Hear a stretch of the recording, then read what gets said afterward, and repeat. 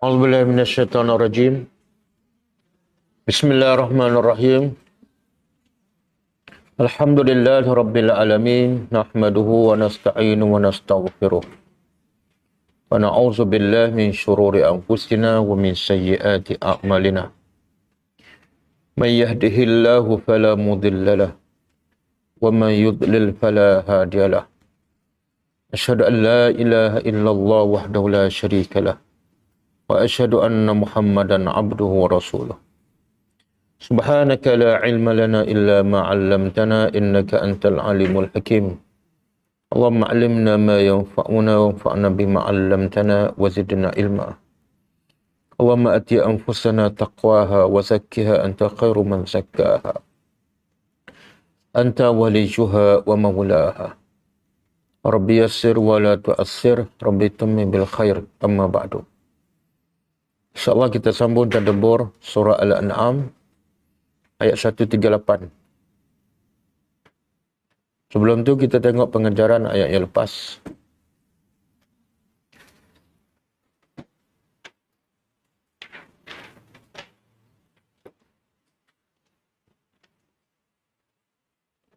Ayat yang lepas 136 ke? 136 dan 137. A'udzubillahi minasyaitonirrajim. Wa ja'alu lillahi ma zara'a minal harthi wal an'am nasiba. Faqalu hadza lillahi biza'mihim wa hadza li syurakaina. Wa ma kana li syurakaihim fala yasilu ila Allah. Wa ma kana lillahi fahuwa yasilu ila syurakaihim. Sa'a ma yahkumun. Maksudnya, dan mereka telah menjadikan untuk Allah dari apa yang telah Allah ciptakan daripada tanaman dan binatang ternak, nasib, bahagian.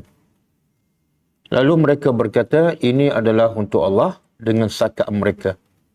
Dan ini untuk sekutu-sekutu kami ataupun Tuhan-Tuhan kami. Maka apa yang untuk sekutu-sekutu mereka, ia tidak akan sampai kepada Allah. Dan apa yang untuk Allah, maka dibolehkan sampai kepada sekutu-sekutu mereka. Sangat buruk apa yang mereka telah putuskan. Okey, pengajarannya. Pertama, al-ghuluw, ghulu. Tak pernah dengar? Melampau. Ghuluwun, melampau. Ghuluw tu bahasa Arab. Bahasa Melayu melampau. Ghuluwun. G-H-U-L-U-W. Ghuluw. Atau melampau akan mengeluarkan manusia sehingga mereka menjadikan manusia sama seperti Tuhan.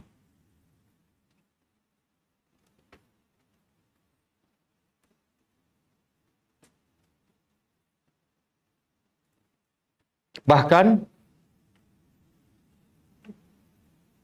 mereka akan menjadikan manusia lebih daripada Tuhan.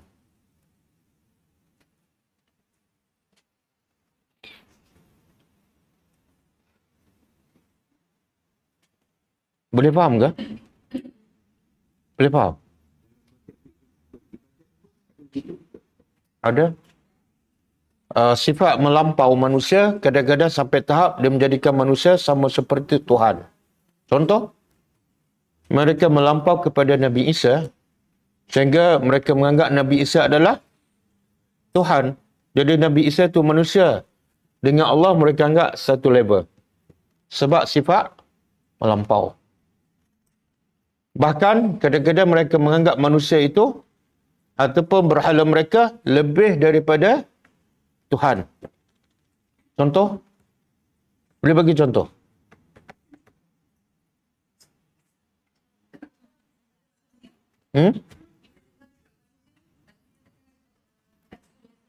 Mereka dengar cakap manusia, tak dengar cakap Allah. Ta'assub ataupun fanatik itu dia ada bersama dengan gulu, melampau. Contoh. Tadi contoh, sifat gulu menjadikan manusia menyamakan manusia dengan Tuhan. Tapi ada sikap yang lagi melampau dan menjadikan Tuhan mereka ataupun manusia lebih daripada Tuhan yang sebenar. Saya nak contoh. Apa mana?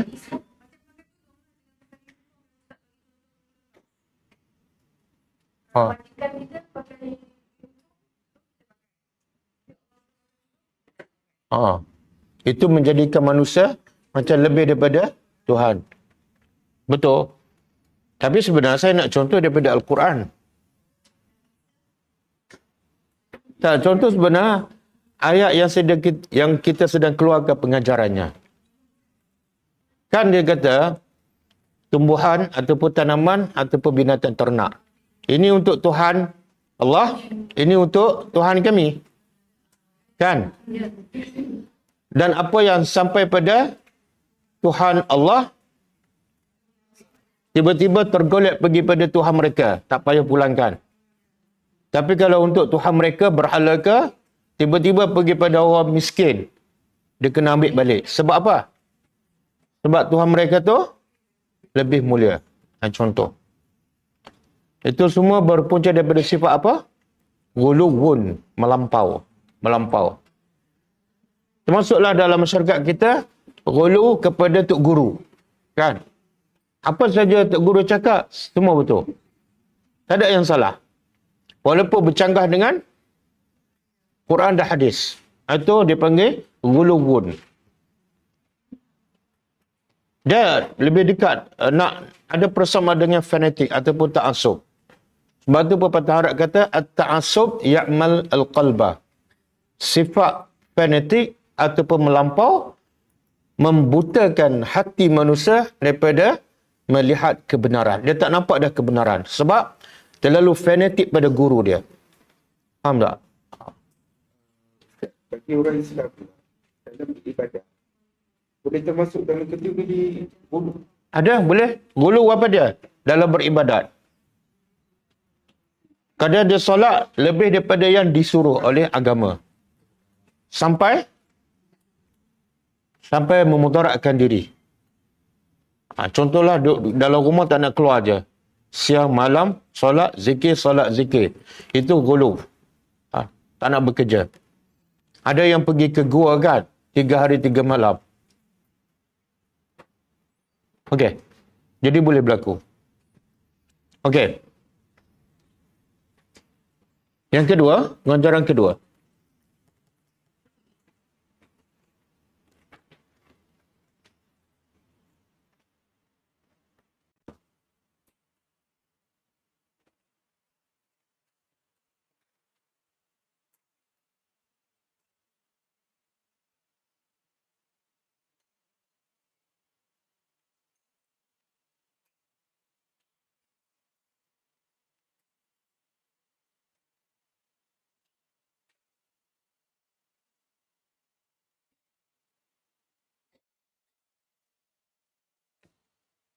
Sesiapa yang beribadat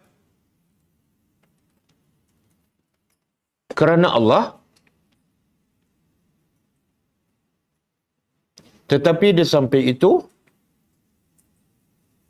ada niat untuk si fulan, maka dia telah mensyirikkan Allah. Dia telah mensyirikkan Allah. Dan amalannya tertolak.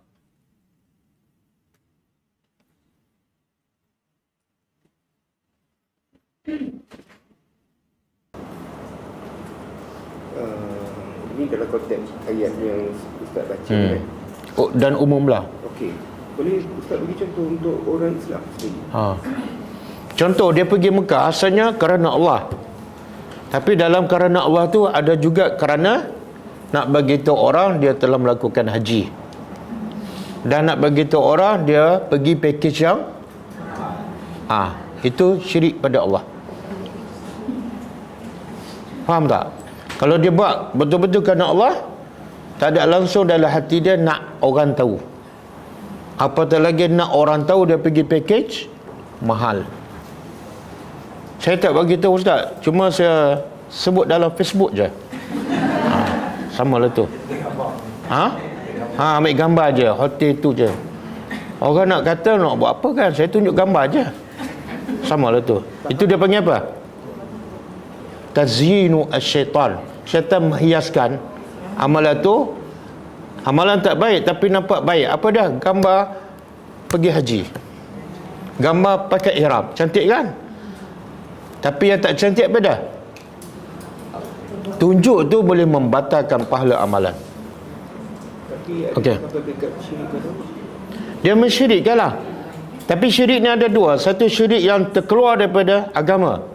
Satu syirik tak terkeluar daripada agama tapi boleh membatalkan amalan. Syirik lah tu. Apa makna syirik? Mensekutukan Allah. Dalam niat satu ibadat tu ada dua. Sekutu. Satu kerana Allah, yang kedua sama dengan ni. Dia kata tanaman ini satu untuk Allah, satu untuk Allah pun ada, untuk Tuhan mereka pun ada. Syirik tu sekutukan Allah. Okey.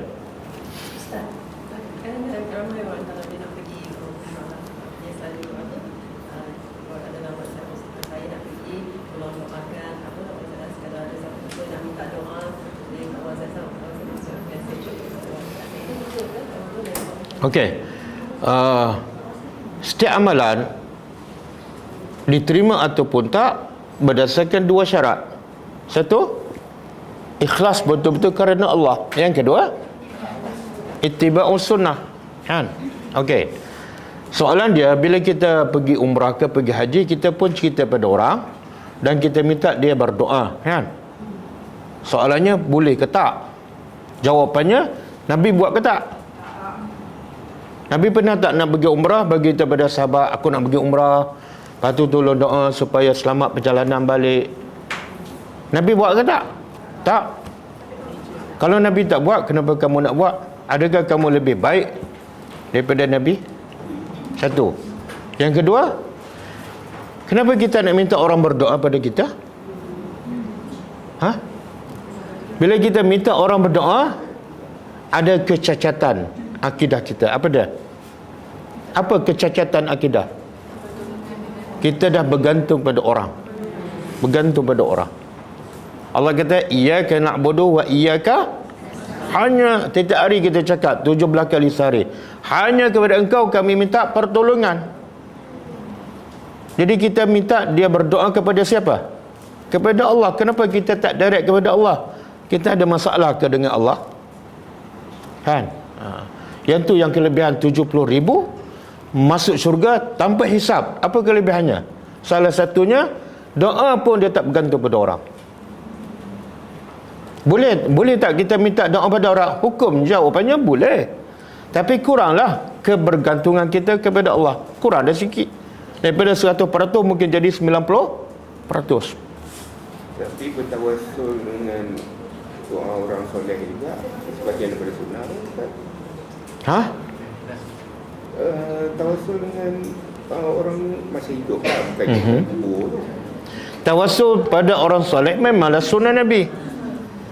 Tapi Nabi juga bagi tahu kelebihan 70,000 yang masuk syurga tanpa hisap ialah tanpa meminta doa kepada orang. Jadi sunnah Nabi ada yang afdal, ada yang baik, ada yang lebih baik.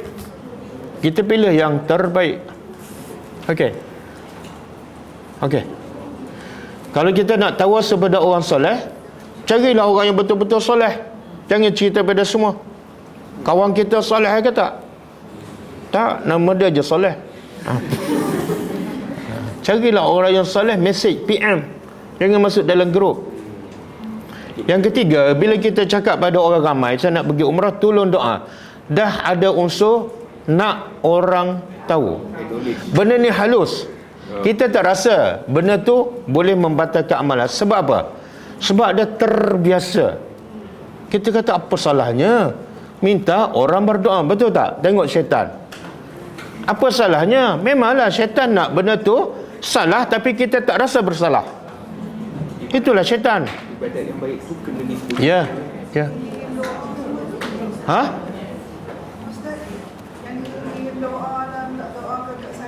Tak payah. Kenapa nak kirim pada orang supaya berdoa untuk kita di Mekah? Kan membebankan dia. Doa dia pun tak habis nak baca, nak tambah lagi doa kita. Satu, menyusahkan dia. Yang kedua, doa terbaik di mana? Dalam solat. Kamu solat ke tak? Kalau kamu solat, doalah dalam solat 5 kali sehari. Kalau solat fardu, dalam solat sunat. Apa lagi doa terbaik?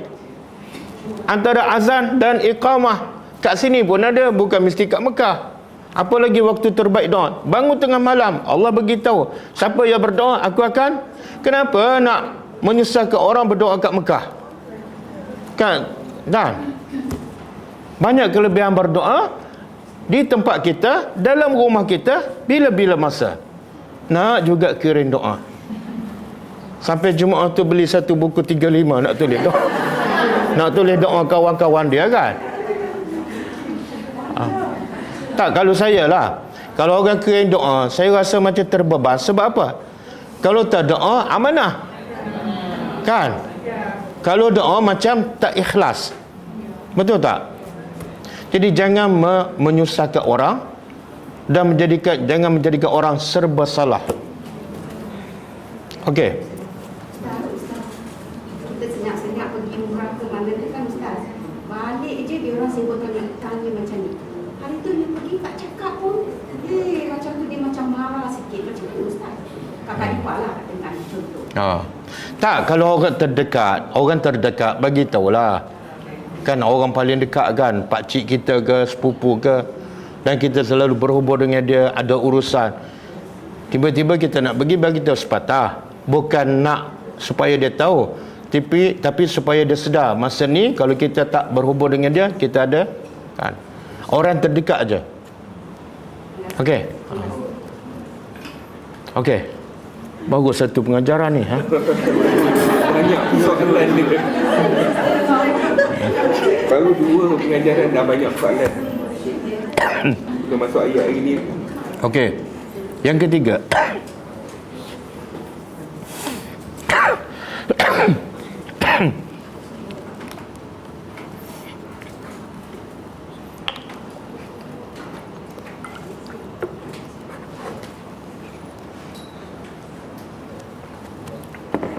Okey, yang ketiga. Semua amalan yang bukan daripada agama adalah berdasarkan kejahilan atau sangkaan yang tidak ada dalil.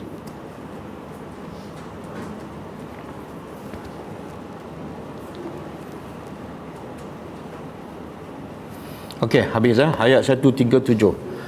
Kazalika zayyana likatsirin minal musyrikina qatla awladihim syuraka'uhum liyurduhum waliyalbisu alaihim dinahum walau sya'allahu ma fa'aluhu fazarhum wa ma yaftarun. Maksudnya, dan demikian itulah telah menghiasi kepada kebanyakan daripada orang musyrikin membunuh anak adalah baik.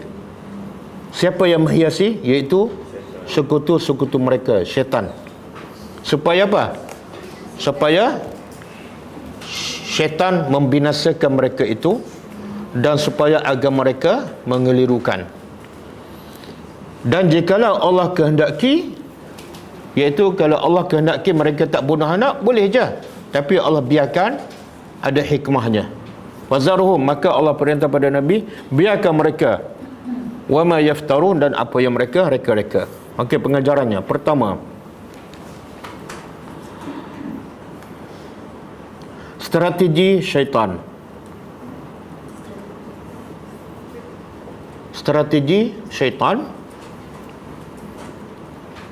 untuk merosakkan manusia dan amalan mereka ialah dengan cara menghiaskan amalan yang buruk agar nampak baik dan bermanfaat.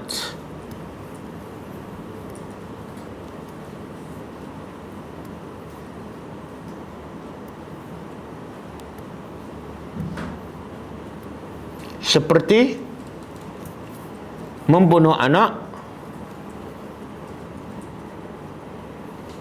untuk mengelak dari kemiskinan dan keaiban.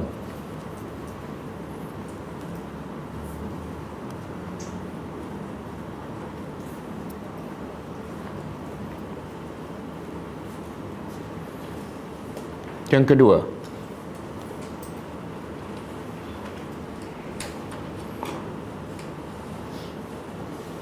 perbuatan manusia yang paling bodoh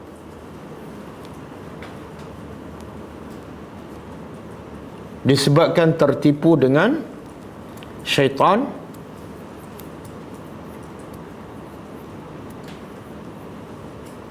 ialah membunuh anak sendiri yang paling disayangi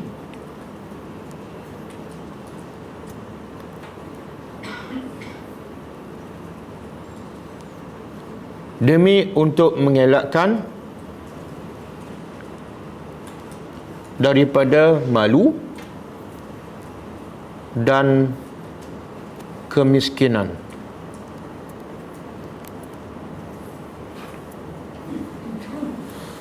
Sedangkan anak itu sebenarnya adalah rezeki mereka.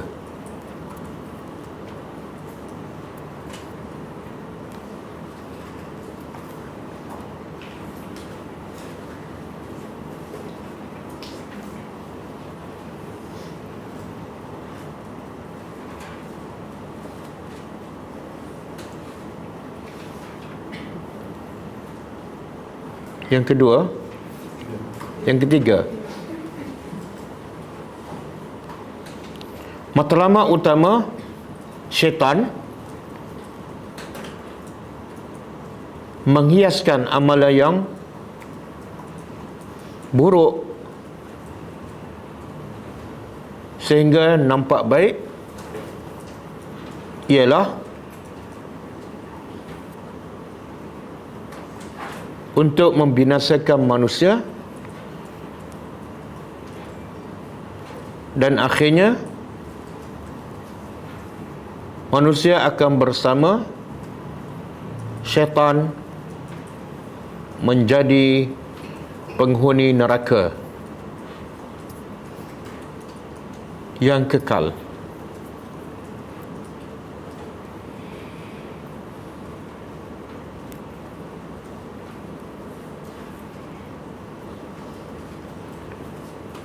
Yang ketiga, yang keempat,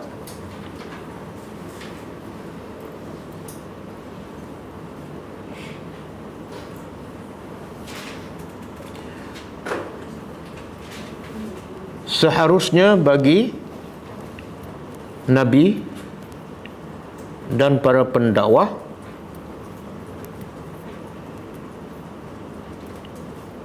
hendaklah meninggalkan mereka-mereka yang mereka-reka pendustaan ke atas Allah dan teruskan berdakwah.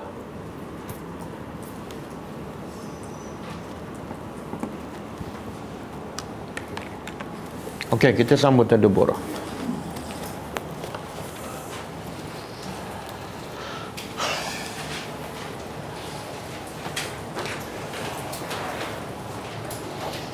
Oh, satu ayat je ni. Satu ayat je. Dan sepatut 3 ayat ni. Ayat ni macam satu kisah, satu cerita. Okey. Ayat hari ini 138 adalah sambungan daripada kisah yang lepas, iaitu Allah nak menceritakan kebodohan orang-orang musyrikin Mekah dan mereka yang seumpamanya. Kebodohan mereka apa dia? Tak, mereka-reka hukum tanpa ilmu. Dan lagi menunjukkan kebodohan mereka dan kemelampauan mereka ialah mereka mengambil hak Tuhan. Hak Tuhan apa dia? Untuk menetapkan hukum halal ataupun haram. Itu hak mutlak Allah sahaja. Nabi Muhammad pun tak boleh. Tapi orang musyrikin sewenang-wenangnya membuat hukum-hukum mereka sendiri. Ya Allah kata halal, mereka kata haram. Yang Allah kata haram, mereka kata halal. Dan benda ni walaupun asalnya turun pada orang musyrikin Mekah, tapi pengajaran untuk semua. Sebab sentiasa ada je manusia yang mengambil hak Tuhan, iaitu membuat hukum-hukum baru dalam agama. Okey, auzubillahi minasyaitonirrajim. Wa qalu, dan mereka berkata, siapa mereka ni? Orang musyrikin Mekah. Hazihi an'amun. Ini an'amun apa dia? Binatang ternak apa dia? Lembu, kambing, unta. 3.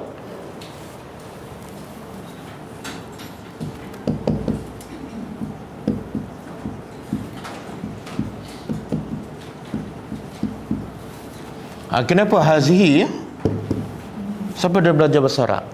Dah ada bahasa Arab, ada haza, kan, ada hazihi. Apa beza dua ni? Ha? Apa dia? Yang mana lelaki, mana perempuan? Haza untuk lelaki, hazi muannas untuk perempuan, kan? Kalau nak bagi tahu, ini dia panggil apa ni? Haza dan hazi dia panggil apa? Isim isyarat, untuk menunjukkan ini ataupun itu, kan? Kalau nak cakap ini budak lelaki, cuba buat ayat dalam bahasa Arab. Haza rijal. Rijal bukan budak. Waladun. Haza waladun. Ini budak perempuan. Hazihi lah. Hazihi lah. Hazihi. Apa ada? Bintun. Jadi beza. Kalau walad lelaki, haza. Kalau perempuan, bintun, hazihi, kan? Okey. Yang di sini kenapa hazihi? Binatang ternak ni lelaki ke perempuan? Oh, perempuan. Tak ada yang jantan. Tak ada tak ada kambing jantan lah. Ada kambing jantan kan? Kenapa hazihi? Ha? Oh gitu. Oh gitu. Oh. Ini kaedah baru bahasa Arab. Ha? Oh gitu. Okey, kalau ni kitabun. Nak kata haza ke hazi? Kenapa pula? Kitab tak berakal? Ustaz, dia tak hidup, dia tak hidup. Tapi berakal tak kitab? Tak. Bukan ini tak hidup, tak bergerak. Oh, dulu yang tadi tak berakal, sekarang tak bergerak pula. Pandai betul lah pelajar. Yang tu ada nyawa. Dia bila dia salah satu, dia akan membawa kesalahan yang seterusnya. Tak, dia sebenar. Dia bukan kira berakal ataupun tak, bukan kira bergerak ataupun tak. Dia kaedah dia dalam bahasa Arab ni ada perkataan yang menunjukkan muannas. Kitabun perkataan menunjukkan muzakkar. Sebab apa? Tak ada temerbutah, walaupun dia tak berakal, walaupun dia tak bergerak. Kalau tak ada tanda muannas, dia muzakkar. Bila muzakkar, Hazalah. Okey, kalau madrasatun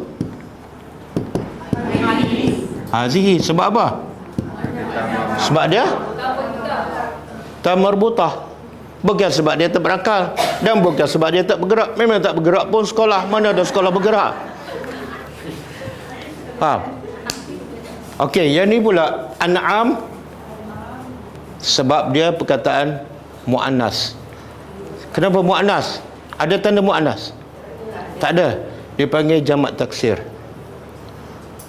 Ada belajar jamak? Jamak ada belajar? Berapa jenis jamak? 3. Pertama, jamak muzakkar salim. Itu muzakkar lah.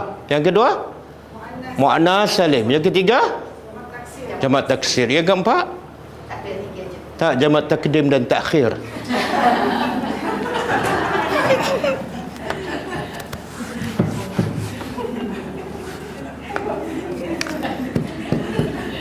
Okey. An'am jamak taksir. Semua perkataan jamak taksir dikira muannas. Maka sebab tu hazihi. Hazihi. Okey? Semua perkataan jamak taksir, berakal ke tak berakal ke, dikira muannas. Sebab tu hazihi. Okey. Ini adalah binatang ternak. Wa harsun, dan harsun apa dia? Tanaman ataupun buah-buahan. Hijrun. Apa makna hijrun?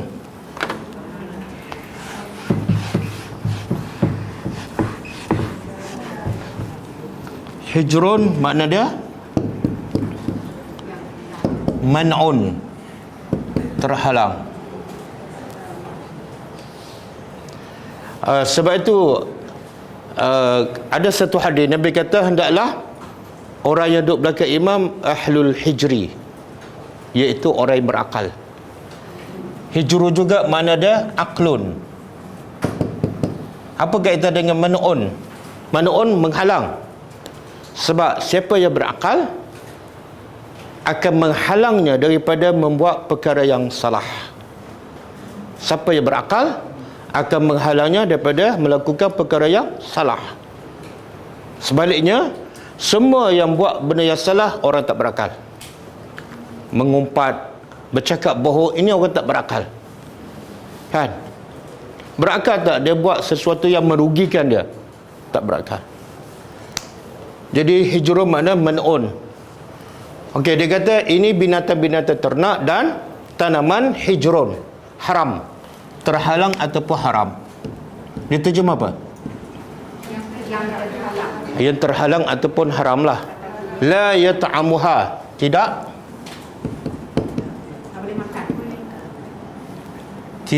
boleh makan. Nya ni balik pada an'am ataupun harsun. Illa, kecuali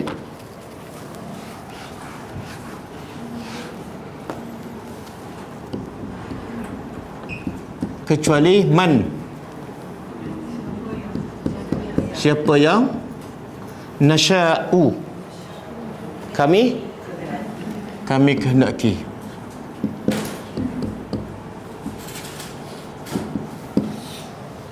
Biza'mihim, dengan za'mihim kita dah jumpa ayat yang lepas.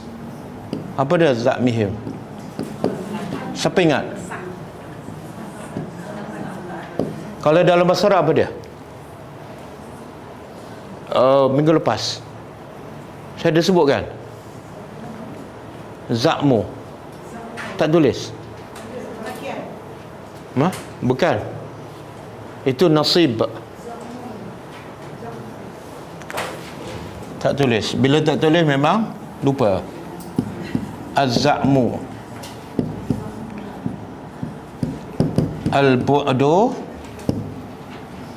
Al-bu'du anil yaqin. Jauh. Bu'du mana jauh? Jauh daripada yakin. Sebab tu dia panggil za'mu. Za'mu sangkaan. Bila dia sangka makna dia tak yakin. Saya sangka, dia tak yakin lah tu. Okey. Jadi antara kebodohan dan kefahaman orang musyrikin ialah dia menetapkan hukum kepada binatang ni. Binatang ni kalau kambing ke, unta ke, ini siapa pun tak boleh makan kecuali siapa yang kami izinkan. Kadang-kadang tuan dia pun tak boleh makan bila tidak diizinkan oleh siapa? Yang berkuasa ketika itulah. Jadi sekarang dia meletakkan, kuasa menetapkan halal ataupun haram pada siapa? Pada manusia. Yang tetapkan begitu tinggi ni pemimpin pemerintah di Mekah. Ya. Itulah. Yang berkuasa lah. Kalau dia ada kuasa, mana boleh dia tetapkan? Okey? Sebab tu mereka yakin tak? Tak. Sebab tu za'mihim. Ini adalah sangkaan mereka. Bukan daripada, kalau za'mu jauh daripada yakin, lawan dia apa dah? Yakinlah. Iaitu ilmu. Bukan berdasarkan ilmu, tapi hanya sangkaan. Wa an'amun. Satu. Yang kedua, ini yang kedua.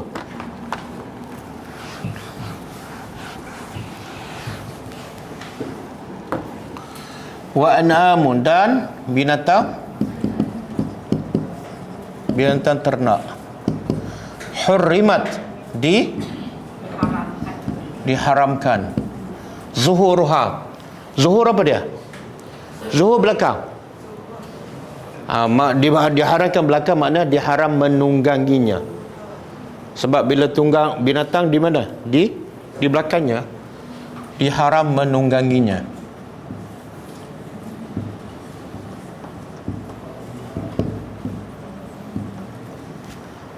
Dua, dia tetapkan binatang ni, unta ni tak ada siapa yang boleh menaikinya. Sebab apa? Kepercayaan mereka yang karut ataupun khurafat. Dua. Yang ketiga, wa an'amun, dan binatang ternak la yazkuruna asmallah, tidak mereka sebut nama Allah. Apa maksud dia? Ada dua pendapat lah. Satu, yang tidak disebut nama Allah maka haram. Satu lagi pendapat dalam tafsir, yang tidak disebut nama Allah ialah binatang tu tak boleh digunakan untuk pergi haji.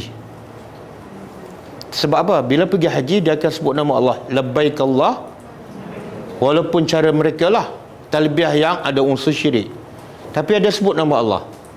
Jadi dia tetapkan binatang ni boleh bawa pergi Mekah, boleh sebut nama Allah. Binatang ni tak boleh. Sebab apa?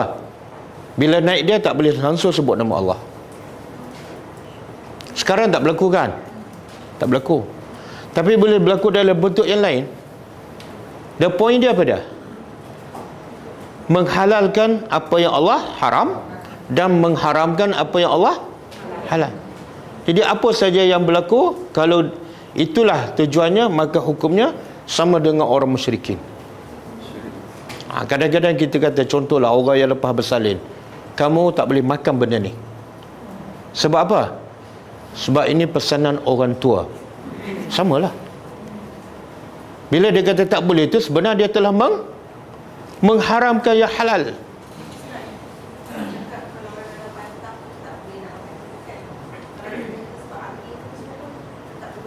Tak, dia kalau dalam pantang, kalau nasihat doktor berdasarkan ilmu perubatan, tak apa. Tapi kalau berdasarkan pengalaman orang tua, mungkin betul, mungkin salah.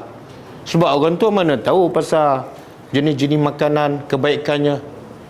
Orang tua pun ambil daripada siapa? Orang tua dahulu. Orang tua dahulu ambil daripada siapa? Tapi akhirnya tak sampai pada Nabi. Nabi tak larang pun. Tak, kita ikut tu sebab apa? Sebab kejahilan, maka wajib kita bertanyalah. Tapi kalau kita tahu benda tu tak ada sumber yang sahih, kita ikut juga berdosa. Okey. Memang tak ada pun. Okey. La yazkuruna asmallah alaiha, ke atasnya. Iftiraan. Semua ni ada 3 kan? Satu, dia kata binatang ni, tanaman ni haram. Siapa yang tentukan? Mereka. Sebenarnya asalnya halal. Yang kedua, binatang ni tak boleh ditunggangi. Siapa yang menentukan? Mereka. Yang ketiga, binatang ni tak boleh bawa pergi ke Mekah. Semua tu Allah kata iftiraan, kerana pendustaan ke atasnya, iaitu ke atas Allah. Okey. Maka apa akibatnya? Sebab ni nampak macam kecil tapi sebenarnya besar. Sebab mereka melawan hukum Allah. Allah kata halal, dia kata haram. Allah kata haram, dia kata. Jadi Allah beritahu akibatnya apa? Saya jazihim.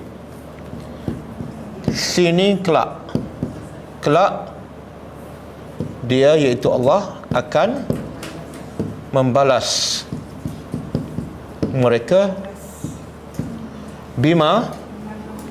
Bani dia panggil bahasa babiah, disebabkan apa yang kanu adalah mereka yaftarun, mereka.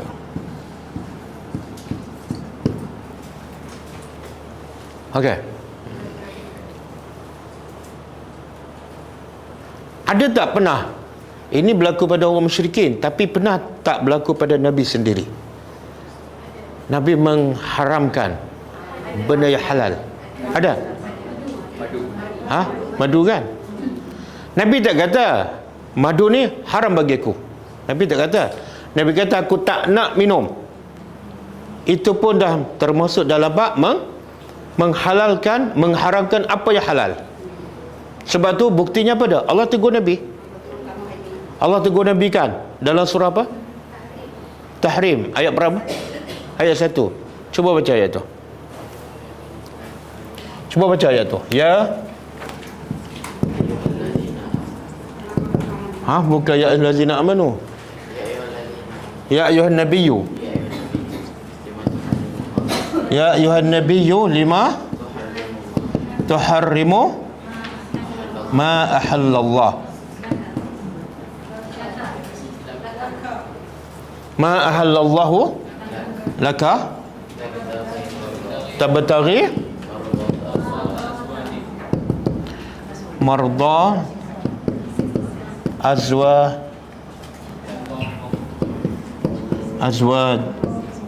jika wallahu ghafurur rahim. Cuba terjemah. Ya ayuhan nabi. Mana Allah tuju khusus kepada Nabi. Wahai Nabi. 5. Kenapa tuharrimu? Engkau mengharamkan ma'ahallallah. Apa yang Allah halalkan untuk kamu. Allah halalkan madu untuk kamu. Kenapa kamu tak nak minum?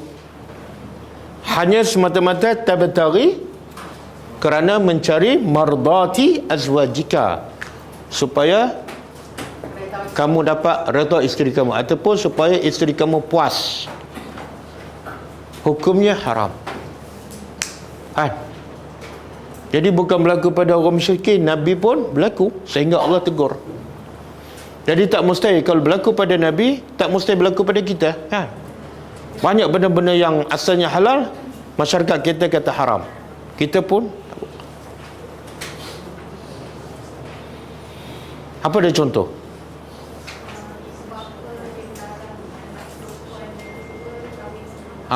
Contoh kan, anak perempuan yang kedua tak boleh kahwin lebih awal daripada anak pertama. Dia panggil apa? Langkah bendul.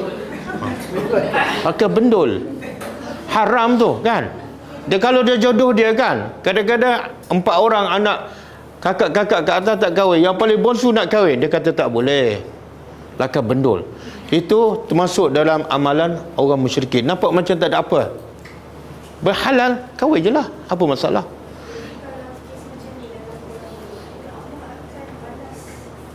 Yelah, kalau tak bertaubat, samalah.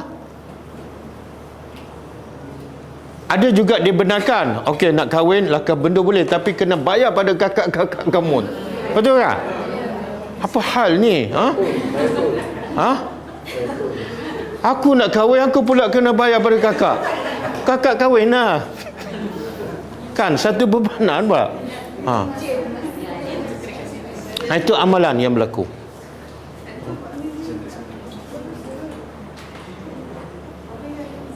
Kadang-kadang Contohnya, katakanlah ada pasangan nak berkahwin, tapi mak perempuan tu katalah cakap jangan kahwin dulu sebab yang bakal menantu tu kerja dia belum tetap lagi. Dia belum stabil, dia nak tunggu sampai dah stabil. Dia nak suruh lewatkan.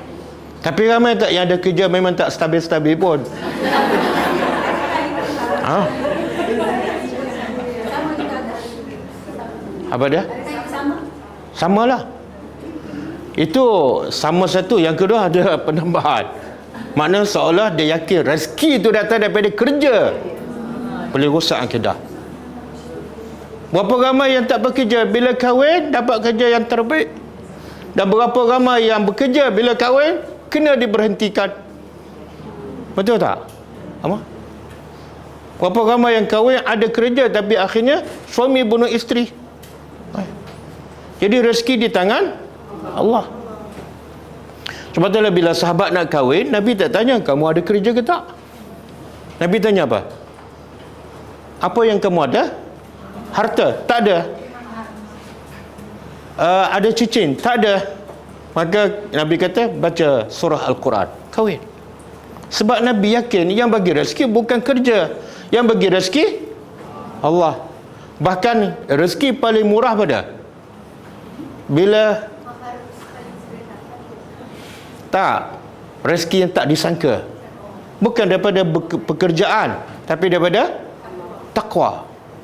Kalau bakal calon kita tak ada kerja tapi dia bertakwa pada Allah, termasuklah ciri-ciri bertakwa, dia cari kerja, dia tahu itu adalah kewajipan, maka Allah akan bagi rezeki yang tak disangka. Okey, boleh kan? Ni kita masih mak-mak ni, mak-mak lah khususnya kan. Bapak ni kadang ikut mak je, ikut makmum lah.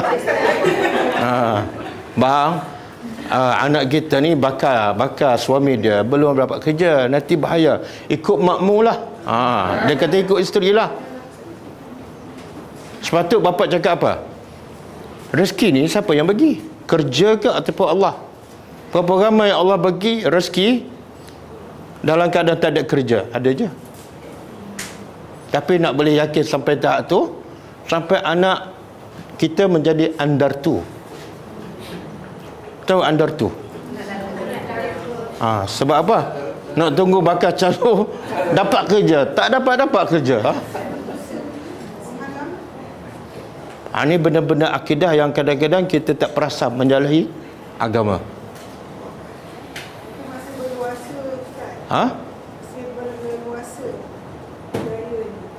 Yang lagi parah apa dia? Dia tak benar kahwin, tapi dia benarkan anak dia berkapal. Betul tak? Keluar berdua tak apa, tapi jangan kahwin. Bila dah kahwin ada tanggungjawab. Bila tak kahwin keluar berdua tak apa, dosa tak apa. Betul tak? Seolah dia bagi lesen untuk keluar buat benda haram, dan dia tak benarkan anak dia buat benda halal, iaitu kahwin. Kan pelik tu. Dia kan dah jatuh pena.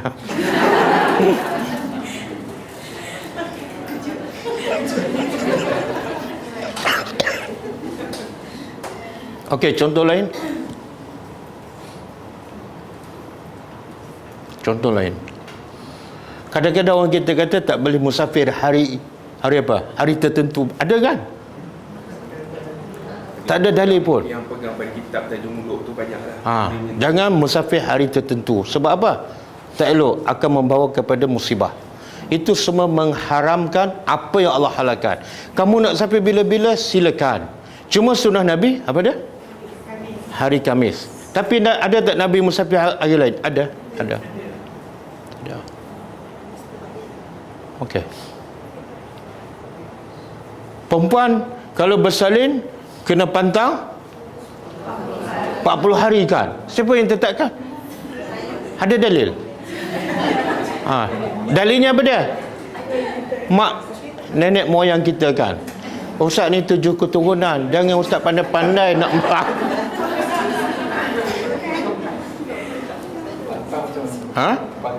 Pantang macam-macam. Tak boleh buat tu, tak boleh buat ni. Tidur baring je. Betul tak? Jadi bila Allah tegur, benda ni akan sentiasa berlaku, tapi dalam bentuk yang berbeza. Sebab tu bila kita nak buat apa-apa, kewajipan kita apa dah? Nak buat apa-apa je, kewajipan kita apa dah? Pastikan ada dalil ke tak. Kalau kamu tak bagi dalil. Sebab asal sesuatu ialah halal. Bila kamu kata tak boleh, bagi dalil. Bila kamu tak ada dalil, jangan kata benda tu tak boleh. Satu dosa besar, jenayah besar, mengatakan sesuatu yang boleh, tak boleh. Sebab kita mengharamkan apa yang Allah halal. Tembikar tak boleh makan dengan ubat. Betul kan? Durian. Durian tak boleh makan dengan air kelapa kan? Sebab apa?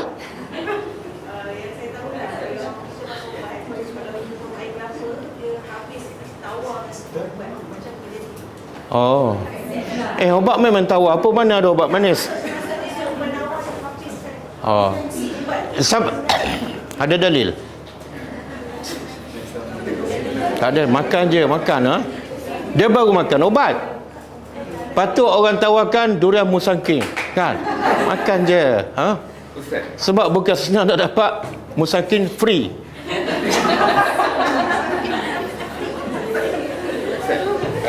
Saya nak tahu apa respon Ustaz bila Ustaz kata bab kehidupan tu dalil. Okey, kaum Ansar dia kahwinkan pokok kan, dia kahwinkan pokok kurma begini cara dia perubahan. Satu musim tu Rasulullah tak larang tu, dia buat begitu. Dan satu musim tu juga kurma tidak berbuah macam biasa. Lepas tu bila jumpa dengan Rasulullah, Rasulullah pulanglah balik, dia kata perkara ini kepada ahlinya. Itulah, itu dipanggil urusan dunia. Bila Nabi pergi ke Madinah, Nabi tak ada pengalaman dalam bab pertanian. Sebab Nabi tinggal di Mekah. Di Mekah, pada pasir, kering kontang, tak ada tumbuhan. Nabi tak ada pengalaman. Tapi Nabi bagi pandangan pada orang Madinah. Alangkah baiknya kalau kamu kahwinkan pokok ni, mungkin dengan kahwin tu dia lebih lebat kan. Bila orang Madinah buat, tak menjadi. Bila tak menjadi, Nabi kata apa? Okey, buat sebagaimana yang kamu buat, sebab kamu lebih tahu pasal urusan dunia. Aku tak tahu, cuma aku bagi pandangan. Sebab apa? Sebab urusan dunia asalnya semuanya halal, kecuali bila ada dalil mengatakan haram. Tapi dalam bab agama, bab ibadat, semuanya haram, kecuali ada dalil mengatakan boleh buat. Tapi kalau berbanding kepada macam hal dunia je tu, makan temikai, kau urusan dunia tu, bukan urusan ibadat. Yalah. Jadi perlu juga kepada dalil yang mungkin daripada pengalaman orang dulu-dulu. Kalau pantang tak boleh makan ikan sekian-sekian, nanti akan mudarat, membawa kepada mudarat. Bukannya kita mengharamkan ikan tu untuk dia selamanya, cuma larangan pada ketika itu. Tak, larang tu sebab apa? Ada sebab lah. Yalah, apa dia sebabnya? Mungkin boleh mendatangkan mudarat kepada Mungkin. Dalam agama tak ada mungkin. Bukan, itu kan bab kehidupan, bukan bab ibadat, Ustaz. Semua juga yang bab kahwinkan pokok tadi, itu bab kehidupan. Betul tak? Yalah. Jadi tapi akhirnya Nabi suruh orang Madinah buat je seperti Hasan. Tak, betul tak ada bukti kalau buat benda tu datang penyakit? Betul ke tak? Saya ambil contoh isteri saya sendiri. Masa berpantang, dia makan temikai, which is seperti yang saya dan mak saya tahu. Temikai itu perkara sejuk, benda sejuk. So memang dia jadi okey. Kalau berdasarkan pengalaman, tajribah, dia panggil tajribah. Berdasarkan pengalaman dah berlaku, okeylah. Tapi kadang-kadang orang kita ni dengar je tanpa ada bukti dan tanpa ada pengalaman pun. Kalau dah ada pengalaman macam tu, okey. Cuma jangan mengatakan ini mesti. Kadang-kadang dia berlaku pada orang tu, tapi orang lain buat okey je, kan? Jangan kita kata benda ni semua kepada orang, jangan. Sebab orang berbeza. Okey. Boleh. Jadi Allah kata apa? Wahai Nabi, jangan kamu haramkan apa yang Allah halal. Kerana semata-mata untuk mencari redha isteri engkau, dan Allah Maha Pengampun. Kenapa? Sebab ini menunjukkan kesalahan. Sebab tu di hujung Allah kata apa? Allah Maha Pengampun di atas kesalahan kamu ni. Okey, ayat seterusnya.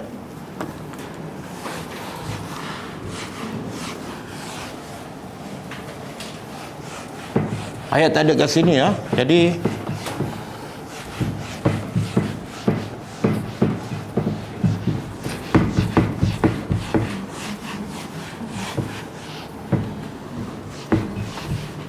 boleh tolong baca ayat.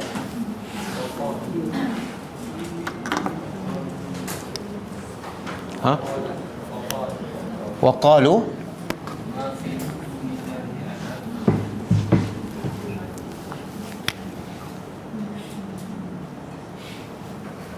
mana pen yang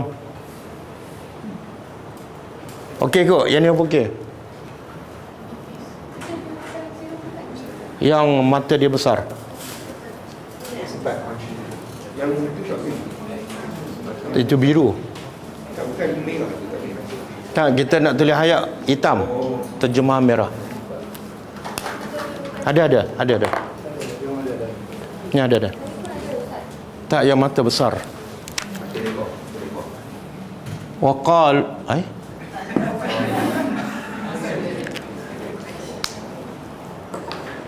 Dah ditakdir dah Ustaz. tak ada. Dia sila ambil. Kita bawa banyak kan. Nanti dulu. Okey. Waqalu, saya akan cuba untuk tulis seperti tulisan di atas lah.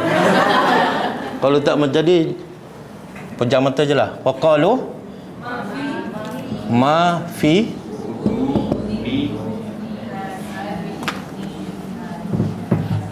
fi butuni hazihi al-an'am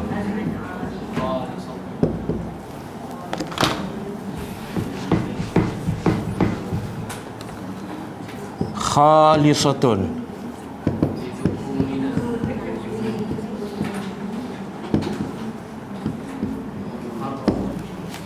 lizukurina wa muharramun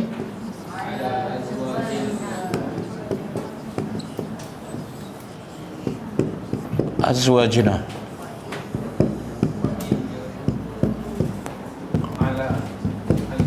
Wa in yakun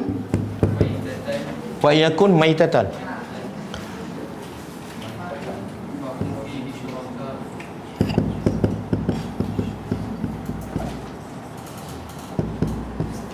Fahum fihi syuraka'uhum syuraka'u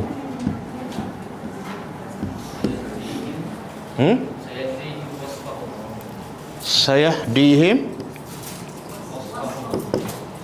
sayajzihim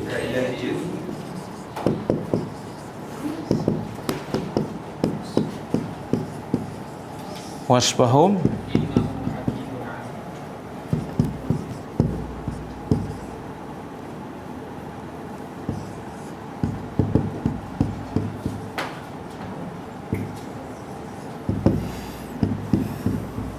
satu tiga.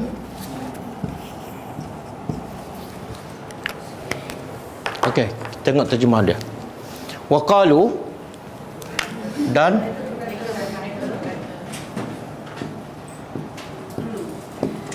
mereka berkata, siapa ni? Orang musyrikin. Sambungan pada ayat tadi yang ataupun waqalu, mereka berkata ma fi, apa?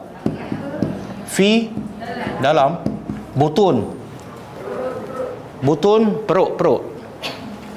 Kalau satu batnun, kalau jamak butun. Kalau satu batnun.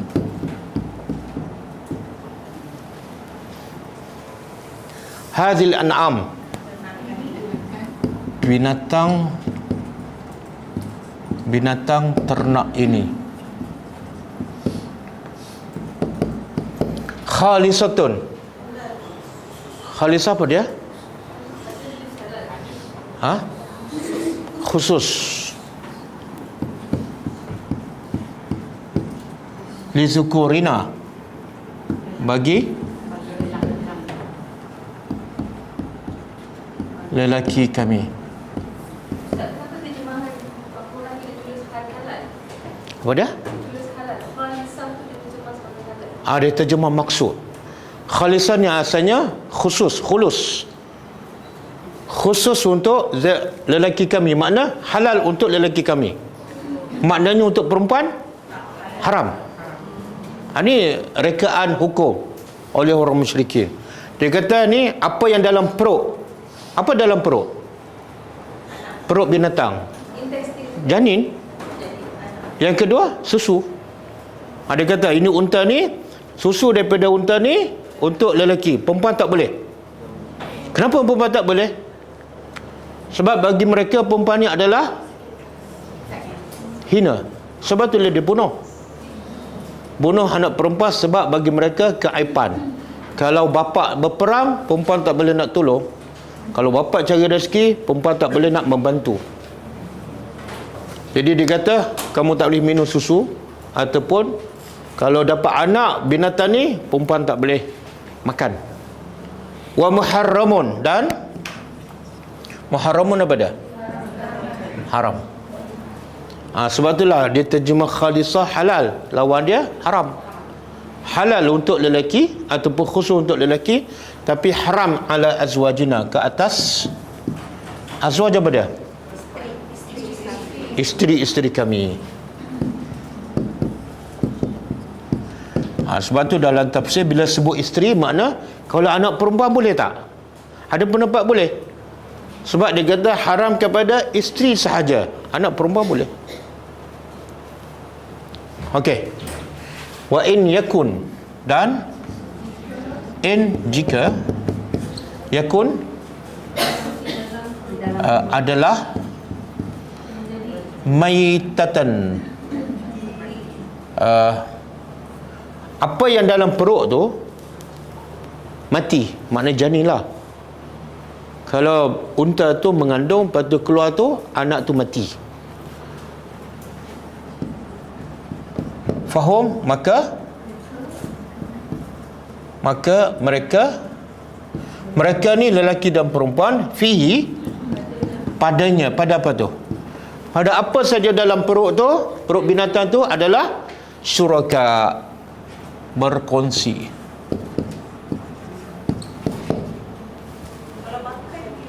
Ini orang kafir. Tak, dia orang kafir, makan tak bangkai, makan. Sebab tu ayat mengharamkan bangkai. Innama harrama alaikumul maitata waddama maitata. Allah haramkan sebab ada orang jahilah makan bangkai. Jadi pendapat ni, pertama, kalau unta tu melahirkan anak hidup, maka anak yang hidup tu khas untuk lelaki, dan susu unta tu pun untuk lelaki. Okey? Tapi kalau unta tu mengandung dan melahirkan anak, dan anak tu mati, maka bangkai tu kalau nak makan, boleh tak untuk lelaki dan perempuan? Susu unta tu pun boleh untuk lelaki dan perempuan. Makna yang membeza khas untuk lelaki ataupun umum untuk lelaki perempuan apa dia? Yang membezakan bila dia melahirkan, mati ataupun hidup. Ini kebodohan mereka membuat hukum sendiri. Sebenarnya halal semua. Okey. Maka Allah kata, saya jazihim, kelak dia, iaitu Allah, akan membalas.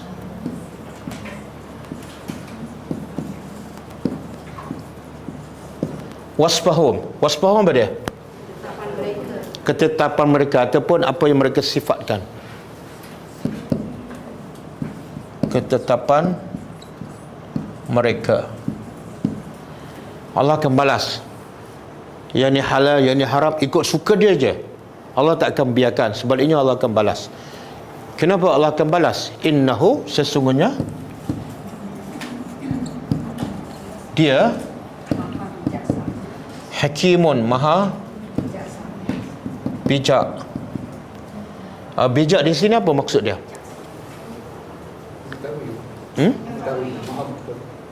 Tak, maha mengetahui, alimun. Dua sifat yang berbeza. Dia hakimun ada dua maksud. Pertama, hakimun, Allah saja berhak menetapkan apa hukum. Yang ini halal, yang ini haram, itu hak mutlak Allah. Itu makna hakim yang pertama. Manusia tak ada hak, Nabi pun tak ada hak. Yang kedua, hakim makna ialah setiap hukum yang Allah tetapkan pasti ada hikmahnya. Kenapa Allah hukum? Contohlah, kalau mencuri Allah hukum potong tangan. Berdasarkan apa? Hikmah. Pasti ada hikmah. Kalau berzina Allah hukum rejam, macam kita baca dalam hadis kan. Ada hikmah tak? Ada hikmah. Apa hikmahnya? Supaya orang tak berzina. Sebab biasa orang berzina ni, dia nak hidup lama ke dia nak mati cepat?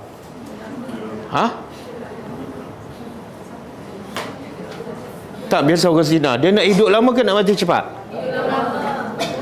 Nak hidup lama kan? Tapi kalau hukum Islam betul-betul dilaksanakan, iaitu kalau berzina dan berkahwin, rejam sampai mati. Agak-agak dia akan berzina tak? Kalau hukum ditegakkan. Makna hukum Islam sebenarnya bukan nak menghukum, tapi nak mencegah. Sebab itulah sekarang berlaku tak penzinaan, rogo di mana-mana? Berlaku. Okey. Jadi Allah, kenapa hukuman ni macam ni? Kenapa hukuman ni macam ni? Sebab Allah tahu apa hikmahnya, apa kebaikannya. Yang kedua, Allah alimun, maha mengetahui. Apa yang Allah tahu? Ni, siapa yang kata yang Allah kata halal, dia kata haram, Allah tahu. Walaupun benda yang kecil.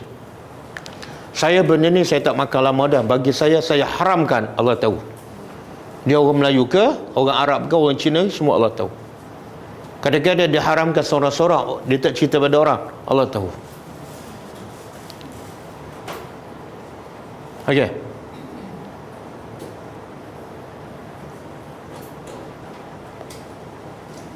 Kadang-kadang dia haramkan benda yang halal. Contoh, biasa kita ambil contoh yang berlaku pada orang kan. Contoh yang berlaku dalam diri kita, kehidupan kita. Ada tak? Yang Allah kata halal, kita kata haram.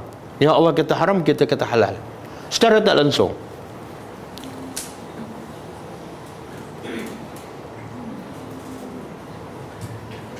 Tak ada pengalaman. Yang Ustaz cakap dulu makan campur daging dengan ikan tu. Oh, itu berlaku pada kita. Jangan campur makanan laut dengan makanan darat. Viral lah dekat WhatsApp dulu, orang share tu, kita pun baca je, tengok je lah. Aku nak makan ikan dengan daging suka hati lah, kenapa pula ni? Saya fikir macam tu lah kan. Kenapa si ada beratus-ratus tahun tiba-tiba hari ni bawa ada keluar benda ni?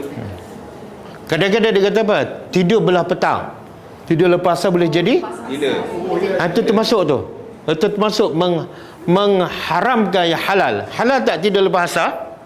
Halal, tapi dia kata gila. Menyebabkan orang tak berani tidur. Jadi cuba cek, pergi tanya semua orang gila. Sebab apa kamu gila? Oh, sebab saya tidur lepas asar. Okey, jangan tidur.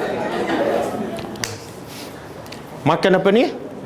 Makan semut. Boleh jadi? Pelupa kan?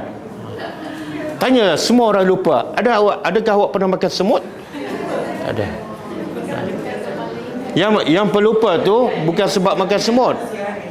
Dia sebelum makan semut memang dia pelupa. Sebab tu dia termakan semut. Kari kepala ikan. Jadi apa? Bodoh.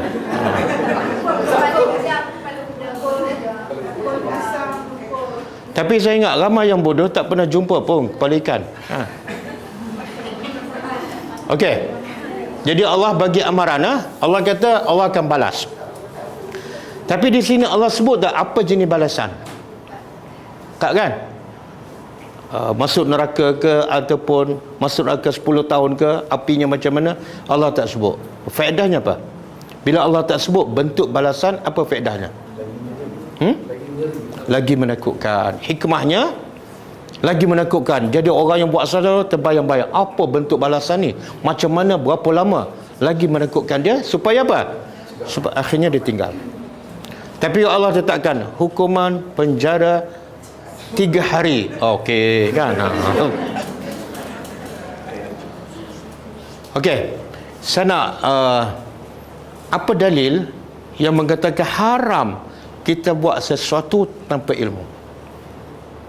Banyak masyarakat kita buat amalan tanpa ilmu, tanpa dalil. Tengok orang buat, dia buat.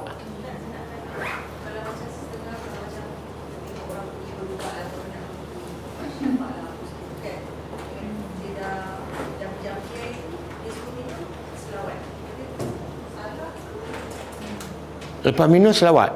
Nak minum tu kena selawat. Oh. Kalau masak ke apa ke, selawat. Benda semua ada dalil boleh. Tak ada dalil. Kenapa? Kalau selawat jadi apa? Dan kalau tak selawat jadi apa? Kalau basuh sayur kena selawat dulu. Itu termasuk membuat agama yang baru. Agama yang baru tu.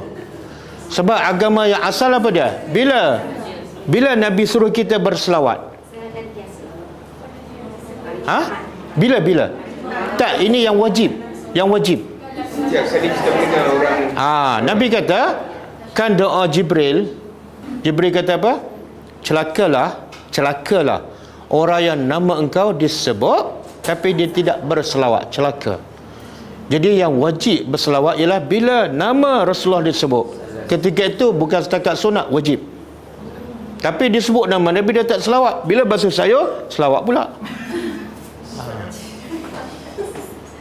Yang kedua, bila kena selawat?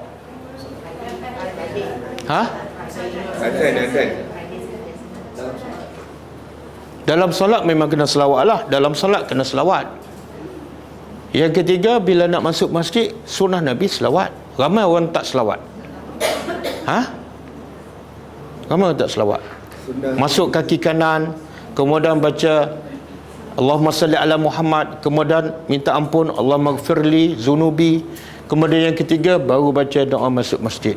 Sunnah Nabi selawat ketika nak masuk masjid. Dia tak baca Selepas habis nak azan. Selepas habis azan, sunnah Nabi. Yang biasa kita baca lepas azan, doa azan kan? Tak, sunnah Nabi juga berselawat selepas azan.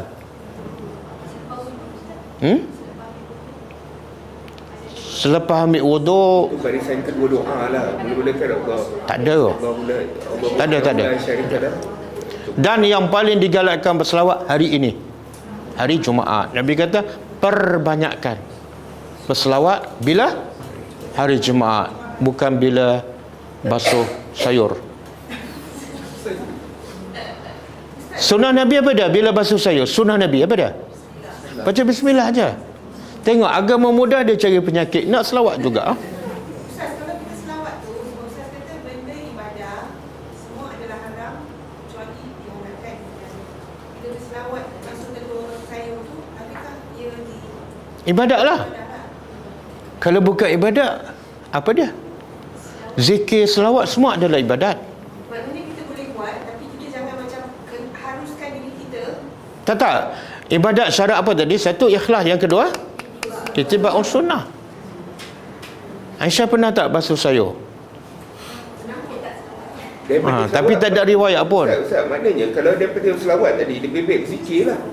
Lebih baik dia berzikir lah. Sebab Tak, bila nak buat apa-apa basuh sayur ke, bismillah, cukup. betul, tapi kalau kita bersandarkan kepada zikir ingat Allah dalam keadaan kau berdiri, kau duduk, kau baring. So dalam keadaan kita tak ada menetapkan apa-apa fadilat. Kalau aku zikir sekian-sekian Tak ada. Macam ni. Maknanya boleh lah kan? Dia zikir, dengar. Zikir ada yang berkaitan dengan waktu dan tempat. Contohlah, zikir bila nak masuk masjid. Tak boleh baca zikir tu masa basuh sayur, sebab bertempat. Zikir waktu pagi tak boleh baca waktu malam. Zikir waktu petang tak boleh baca waktu tengah hari. Zikir pakai baju tak boleh baca ketika nak tidur. Jadi ada zikir bertempat. Sampai masa dia, sampai tempat dia baru boleh. Ada zikir umum, boleh baca bila-bila masa, berdiri, duduk dan baring. Contoh, Auqala. la haula wala quwata illa billah, subhanallah wa bihamdihi, subhanallahil azim. Macam-macam zikir yang boleh dibaca bila-bila masa dan di mana-mana sahaja. Istighfar boleh. Istighfar ni yang terbaik apa dia? Astagfirullah wa atubu ilaih. Oh, yang terbaik sebelum masuk waktu subuh kan? Tak, istighfar terbaik ialah bila lepas buat dosa. Betul lah, tapi yang terbaiknya bila buat dosa.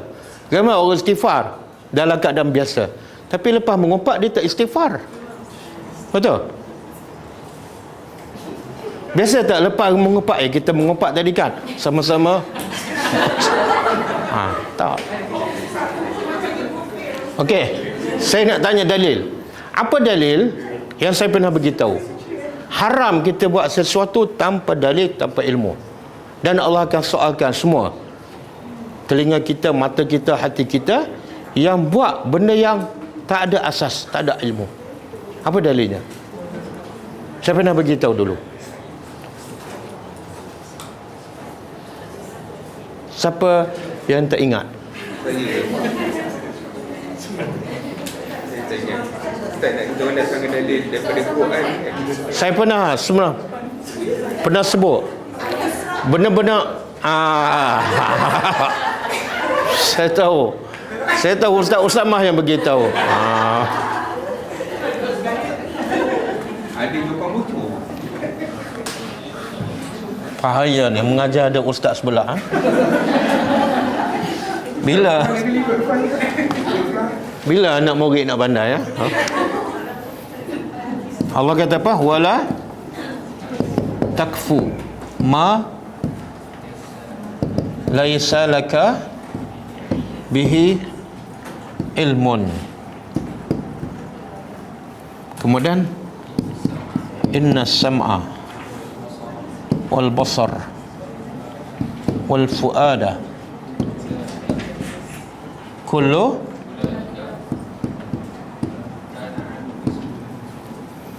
kana anhu mas'ula. Surah Al-Isra ayat 36. Hafal ni.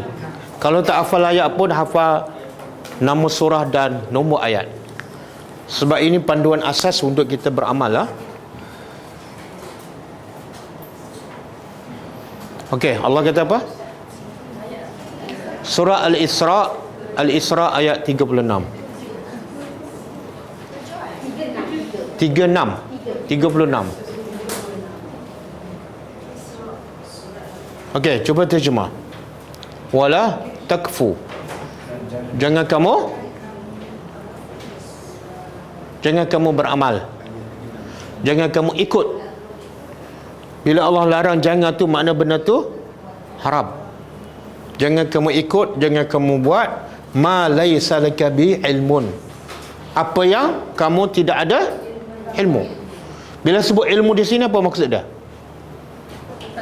Quran dan sunnah lah. Bila sebut ilmu, kebenaran. Bila sebut kebenaran, sumbernya Quran dan sunnah. Jangan buat, jangan ikut selagi mana kamu tidak ada dalil ataupun ilmu. Kemudian Allah bagi amaran, inna sam'a, sesungguhnya telinga kamu yang mendengar tu, wal basar, dan mata kamu yang melihat tu, wal fuad, dan hati kamu yang berfikir itu, kullu ulaika, semua itu akan disoal. Bila kita ingat amaran Allah ni, kita akan berhati-hati beramal. Nak buat apa-apa je, tanya dulu. Lebih baik kita tak buat dalam keadaan kita tak tahu dalil, daripada kita buat walaupun orang kata betul. Contoh kadang-kadang orang kita kan, contoh kadang-kadang makcik-makcik lah, bila dia bangun malam, dia buat amalan package. Siap dengan solat hajat, solat tasbih, solat apa lagi, solat taubat, apa lagi, Lepas tu solat pula ada bacaan tertentu. Kan? Masa sujud pula ada zikir tertentu. Bukan daripada Nabi. Nampak cantik tak? Solat waktu malam. Cantik. Tapi cara tu tak menepati sunnah Nabi. Okey. Ustaz, solat tasbih tu sendiri Tak, solat tasbih ulama beza pendapat lah. Ada kata hadisnya sahih, boleh nak solat, tapi jangan solat berjemaah. Solat seorang-seorang. Jangan buat secara berjemaah. Nabi tak buat solat sunat berjemaah kecuali solat raya, solat tarawih, solat istisqa, minta hujan, solat gerhana matahari dan bulan. Itu solat sunat yang Nabi buat berjemaah. Ada pun solat sunat tasbih Nabi tak pernah buat secara berjemaah. Buat sorang-sorang. Ha? Ada dalil. Ada ulama kata hadis itu sahih, ada kata dhaif. Siapa yang kata sahih sila buat, tak ada masalah. Tapi jangan buat secara berjemaah. Bulan Yasin. Okey, habis ah? Cukup. Ayat ni pun dah habis kan?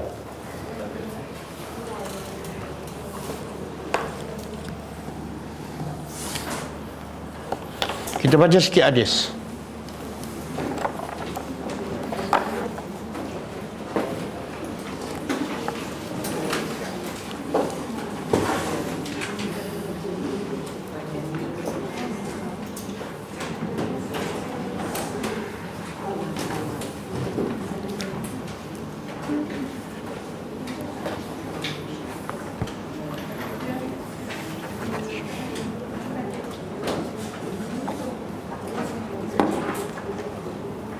hadis nombor 11 Abdullah bin Abbas. Nombor 11 ke? Abdullah bin Abbas. Okey. Sebelum tu saya nak bagi sikit pengajaran hadis yang lepas. Ingat tak kisah hadis lepas? Wanita yang berzina dan mengadu pada Rasulullah supaya Rasulullah jatuhkan hukuman kan. Nabi suruh dia balik dulu. Lepas tu datangkan dan Nabi jatuhkan hukuman. Pengajarannya pada? Makna pertama, wanita yang berzina dan dah berkahwin, hukumannya ialah rajam sampai mati. Bukan wanita je lah kan? Baik lelaki atau wanita dan lelaki.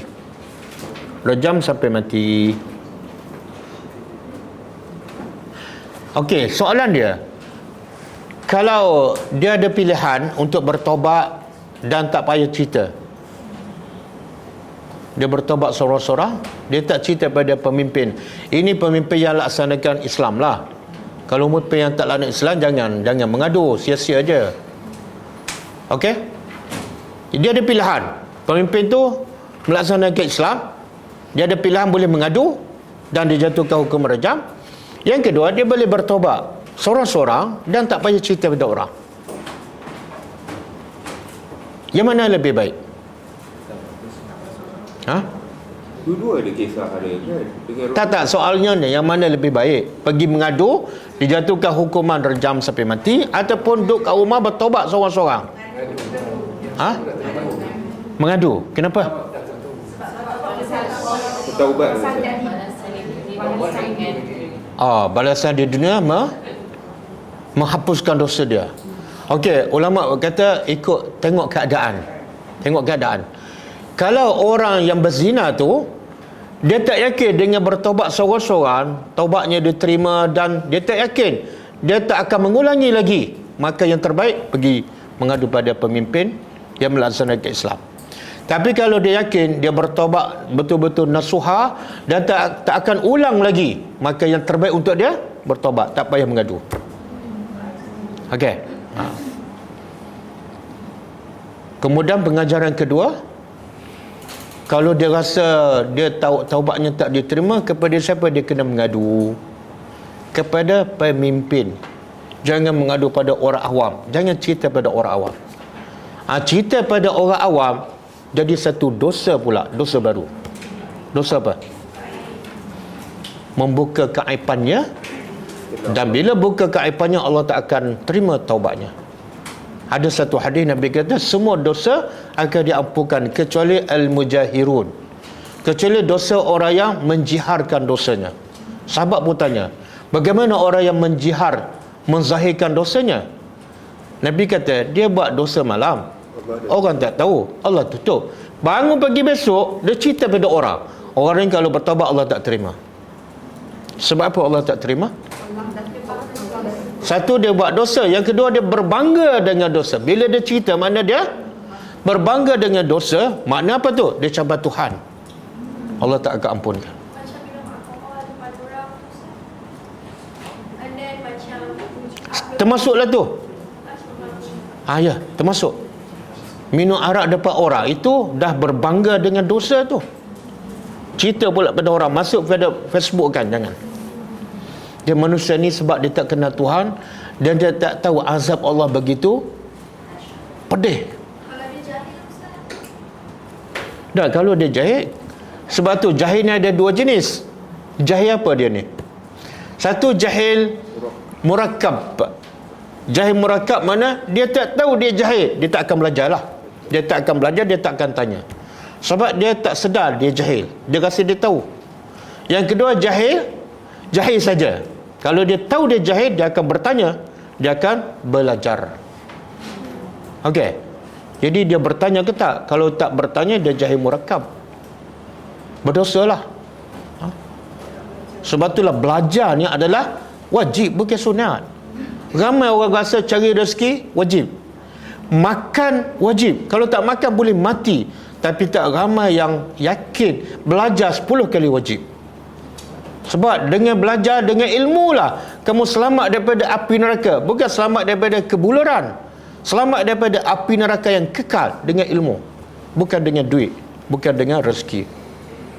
Wajib belajar ni. Kita duduk dalam majlis ni, hukumnya wajib ni, bukan sunat. Sebab tu kena selalu datang, jangan ponteng. Kita tahu tak zaman Nabi sampai tahap apa dia? Bila satu masa Nabi istiakan perang kan, pecah-pecah kumpulan, semua nak pergi berperang. Turun ayat larang, jangan semua pergi berperang. Kena ada satu kumpulan yang duduk di Madinah dan belajar agama. Supaya apa? Supaya yang belajar ni, bila yang berperang balik, masa dia pergi berperang dia tak belajar. Supaya yang belajar ni boleh sampai pada siapa ni? Yang pergi berperang. Masa tu dia tak belajar. Wajib kamu sampai pada mereka. Maksudnya apa tu? Yang pergi berperang ni beriman tak? Dah berilmu tak? Dah berilmu lah, sebab tu pergi berperang. Tapi belum cukup lagi. Kamu kena belajar. Balik berperang kena belajar. Sampai tahap tu. Cuba bayangkan, yang tak pergi berperang, yang tak pergi belajar, lagi wajib kena belajar. Kan? Oh, nak masuk dalam kepala ni, belajar agama adalah wajib, susah. Sebab tu ramai belajar sambil lewa kan. Bila ada free belajar, dia ingat belajar ni macam, kalau cari rezeki pun kita tak boleh buat sambil lewa. Betul? Saya kalau ada rasa rajin, saya pergi cari rezeki. Kalau malas, tak ada macam tu pula. Tapi kalau bab belajar, banyaknya rehat. Tak betul. Jadi tukar cara kita berfikir. Dan didik anak-anak kita, belajar agama lebih penting daripada kamu makan. Belajar agama lebih penting daripada kamu pergi belajar sekolah dan universiti.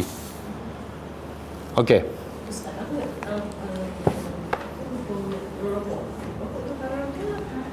Rokok? Sebab orang tengok saya dekat masjid, lepas semayang tu, lepas tu dia buka rokok, merokok pula. So saya rasa macam apa? Dia rokok ni tak ada dalam Quran. Rokok tak ada dalam Quran. Tapi ada dalam Quran satu ayat surah Al-Isra. Innal mubazzirina kanu ikhwana syayatin. Sesungguhnya orang-orang yang membazir, Nabi kata, Tuhan kata, saudara syaitan. Jadi merokok ni termasuk tak? Kita tinggal dulu soal haram atau halal lah. Termasuk tak merokok ni adalah membazir? Membazir tak? Tapi ada orang buat alasan, ustaz tak membazir sebab saya merokok, saya dapat idea baru. Kan? Tengok bisikan syaitan kan. Benda yang tak elok dia hiaskan nampak elok. Jadi merokok ni membazir. Beli bakar kan. Kenyang pun tak, dahaga pun tak. Siapa yang merokok kenyang, hari tu dia tak makan langsung, makan rokok je. Tak ada. Jadi membazir. Bila membazir, Tuhan kata apa? Saudara? Nak tak saya kata awak ada saudara baru, nama dia syaitan. Nak tak? Saya bagi percuma abang angkat, iaitu syaitan. Nak? Tak nak. Tapi siapa membazir setiap hari, saudaranya bertambah. Namanya syaitan bin iblis. Abang angkat. Berapa ramai yang membazir, dia meramaikan saudara daripada kalangan syaitan. Itulah. Fikirlah. Saya pun terfikir satu benda. Saya baru juga cakap dengan wife saya. Make up ni pun sebenarnya bazir tau. Betul. Tak. Nanti dulu. Make up dah. Ini pandangan saya pada isteri saya lah. Sebab apa? Nanti bila kau ambil uduk, kau kena buang basuh balik. Dan kau pakai make up bila kau keluar pergi kerja je. Bukan je depan aku nak tidur malam kau pakai make up. Jangan marah-marah. Bukan marah. Maksudnya tu, discussion tu buat pembaziran tu. Kan? So, dah kata sebab ni realistik lah, kita akan ikut juga. Okey. Make up ni hukumnya halal ke haram? Tak nanti dulu. Baru je belajar. Jangan cepat mengharamkan yang halal. Tak, itu buat dunia kan. Jadi semua harus. Ya, kalau isteri bermakeup pada suami, halal ke haram? Halal. Kalau dia makeup untuk kita, silakan. Kan? Untuk kita je. Lepas tu bila keluar dia tak makeup. Okey.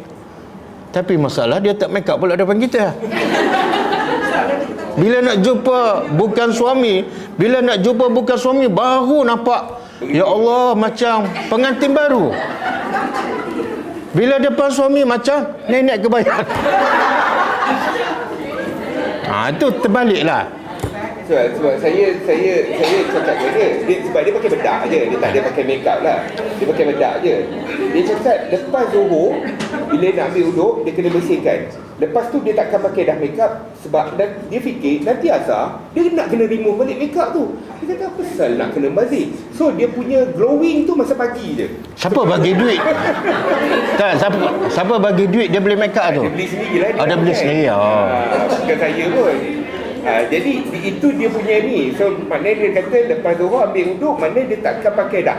So asal dia terus je boleh ambil uduk tanpa. Dia pakai make up untuk suaminya ataupun untuk keluar? Mungkinlah niat dia tu masa suami celik tengok dia cantik. Gitu je lah kot. Lepas tu tak rasa cantik ke? Cantik Ustaz. Kau tidak takkan kahwin dengan dia. Terima kasih lah you ni sejak pakai make up ni lagi cantik. Saya bukan pertikaikan dia tu. Saya cuma membaca pemikiran dia tak macam pemikiran perempuan lain. Sebab dia kata dia heran macam mana perempuan boleh konsisten. Lepas setiap kali wuduk tempik balik. Lepas tu basuh balik nak uduk kan. Lepas tu tempik balik. Dia tak boleh nak break. So dia fikir macam pakai tu sekadar untuk pakai je dia kata. So saya cakap konsep dia tu, dia cakap siapalah macam membazir. Okey habis. Okey, siapa ada masalah isteri yang bermakeup PM saya. Okey, lepas tu yang yang kedua, pengajaran yang kedua kan. Ustaz cakap tadi, ada pengajaran yang kedua tak? Ke dah habis dah pengajaran? Dah, yang kedua dah kan?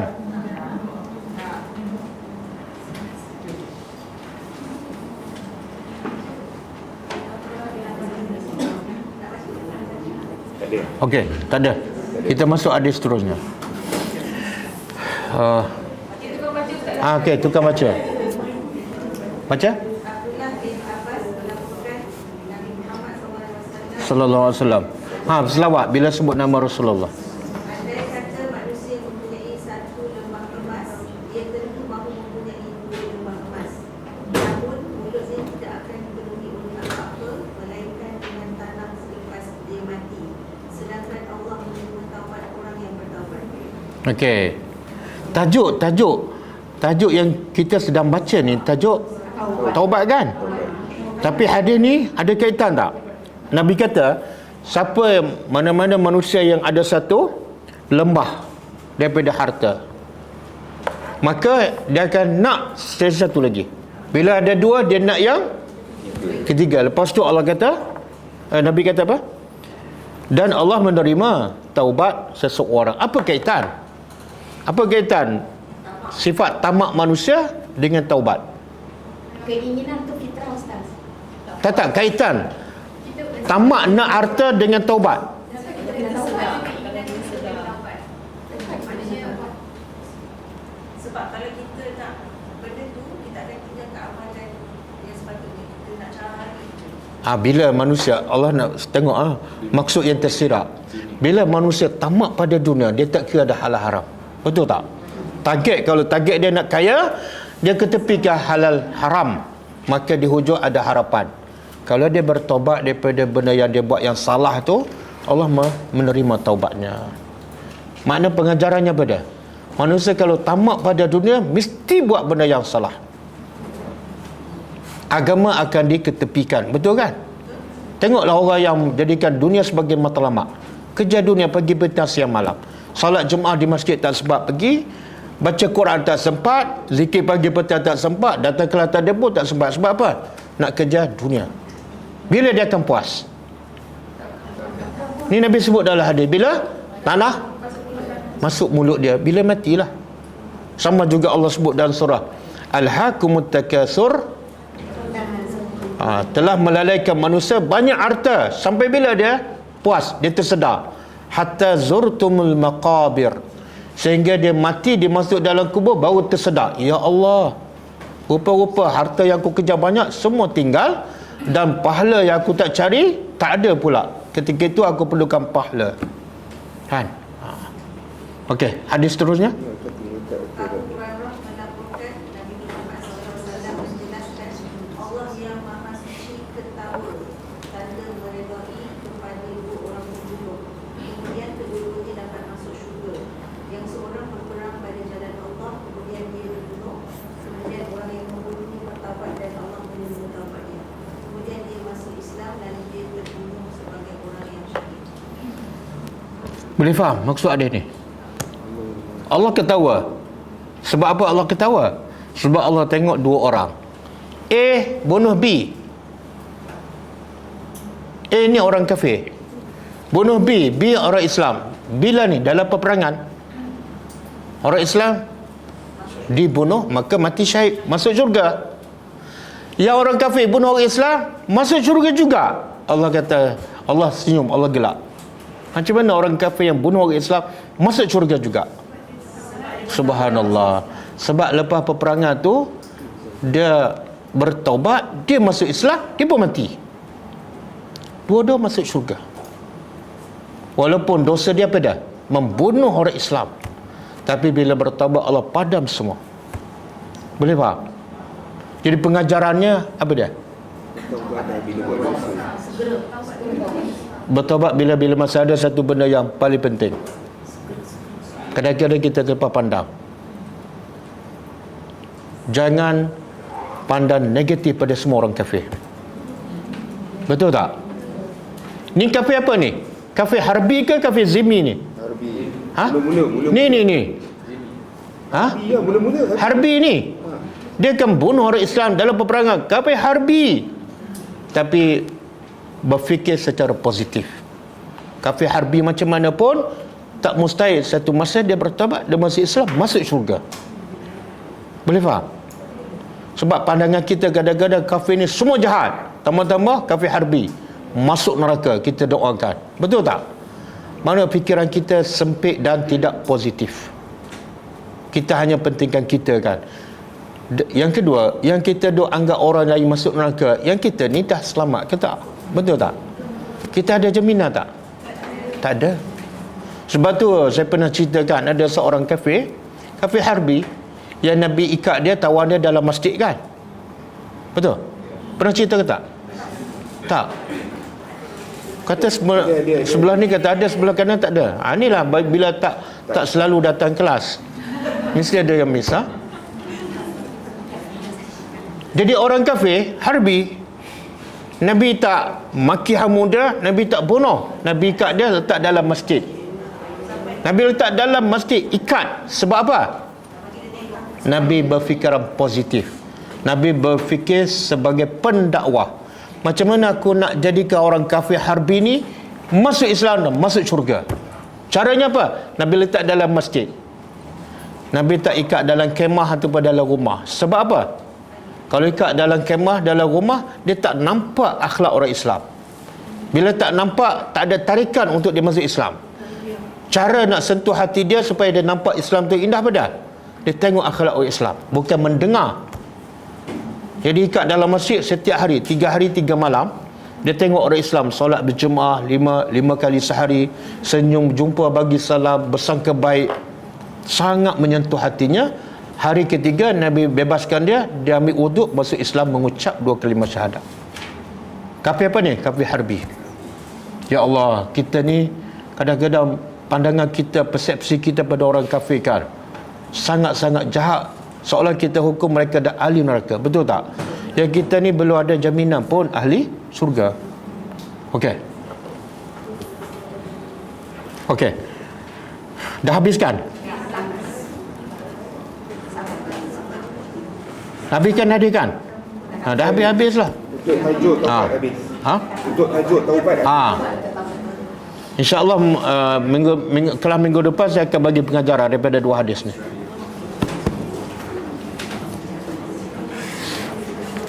Okey, cukup. Kita tutup dengan membaca tasbih kafarah. Subhanakallahumma wa bihamdika asyhadu an la ilaha illa anta astaghfiruka wa atubu ilaik. Assalamualaikum warahmatullahi wabarakatuh.